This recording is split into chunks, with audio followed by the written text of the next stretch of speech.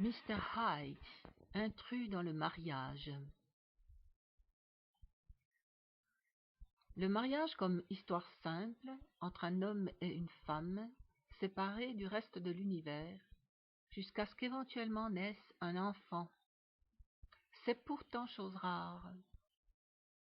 Le mariage se socialise, s'étend, requiert la participation des gens de la parenté, et même du voisinage et du corps de métier, pour mieux s'installer en tant que légitimité reconnue, indissoluble parce que sacralisée. Les codes sont ceux de la société. Le mariage se ramifie, se superpose à d'autres vies, et parfois même il recouvre complètement celui ou celle qui dans cette cellule aura la fonction de servir. Certains maris tyrannisent leurs femmes, ou même parfois l'inverse. Alors apparaît un juge externe, qui dans le meilleur des cas vient interposer en identifiant l'anomalie, en blâmant l'éventuel pervers narcissique, en tentant de protéger la victime. On reconnaît ainsi une figure de perversité aisément identifiable, qui sera celle de l'un ou l'autre des conjoints, enfermés dans leur romantisme conjugal, qui avec le temps s'est transmuté en enfer. Or il existe des cas d'avarie plus diffuse, quand le persécuté, au lieu d'être l'un des conjoints, est un individu ayant atterri là comme pour permettre au couple de se sauver.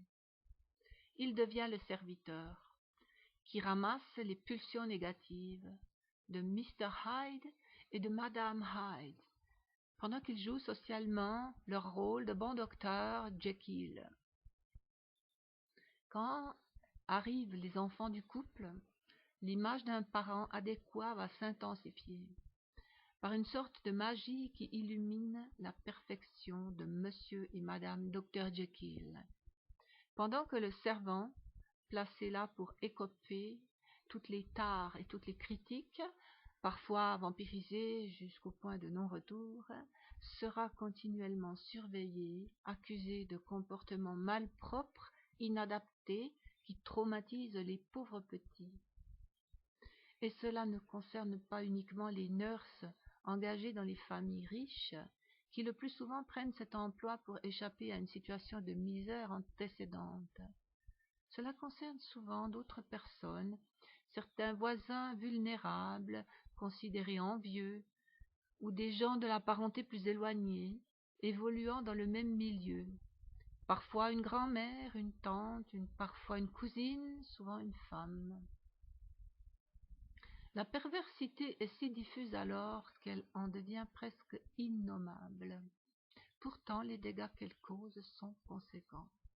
C'est une suite de revers inexplicables, un perpétuel manque de complicité, une malchance sans fin, qui toucheront un innocent, une innocente, qui a perdu ses jambes pour s'enfuir, ou alors le sens de l'orientation, à force d'être écrasé par un destin qui semble implacable, celui des loyautés familiales, de voisinage ou du corps de métier.